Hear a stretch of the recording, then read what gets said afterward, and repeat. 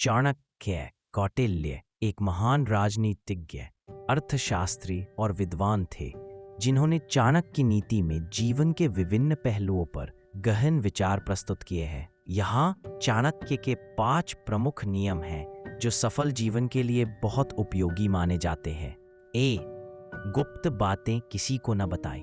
अपने राज, अपने लक्ष्य और अपनी कमजोरी को कभी किसी के साथ साझा न करें, वरना लोग उसका फायदा उठा सकते हैं।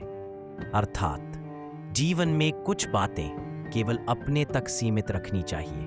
2, कर्म ही असली पूजा है।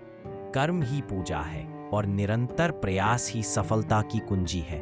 अर्थात केवल भाग्य या भगवान पर निर्भर न रहकर मेहनत और कर्म पर ध्यान दें। 3, समय का सदुपयोग करें। जो व्यक्ति समय की कद्र नहीं करता, समय भी उसकी कद्र नहीं करता। अर्थात समय बहुत मूल्यवान है, इसे सोच समझकर उपयोग करें। 4, दुश्मनों को कमजोर न समझें। कभी भी अपने शत्रु को छोटा या कमजोर न समझो, क्योंकि वह तुम्हारी सबसे बड़ी भूल हो सकती है। अर्थात सतर्कता और रणनीति हमेशा आवश्यक है, चाहे सामने वाला कैसा भी हो। 5, अत्यधिक भावुक न बने। जो व्यक्ति अधिक भावुक हो गलतियां करता है। अर्थात जीवन में संतुलन और विवेक से काम लेना जरूरी है।